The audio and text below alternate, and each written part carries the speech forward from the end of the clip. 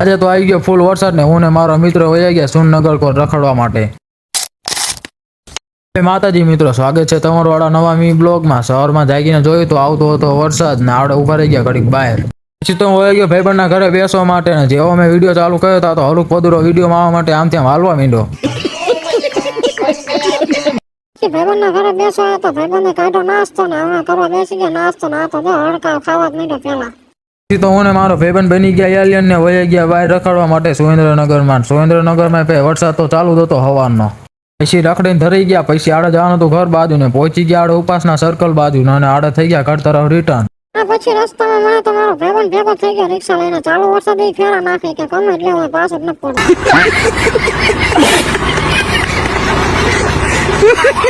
પહોંચી ગયો ઘરે ને પછી ઘરે આવીને વયો ગયો મેળીમાં બેસવા માટે. મેળીમાં તો જવું જ પડે દીમાં એક વાર તો.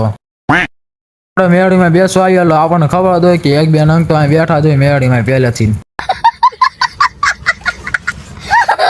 પછી તો હું બની ગયો એલિયન ને હવાનો એક ધારો વરસાદ આવે ભાઈ થવાનું નામ જ ન લેતો ને. આજના મી બ્લોગમાં આટલું જ. ત્યાં મળીએ બીજા મી બ્લોગમાં. એટલા માટે જય માતાજી.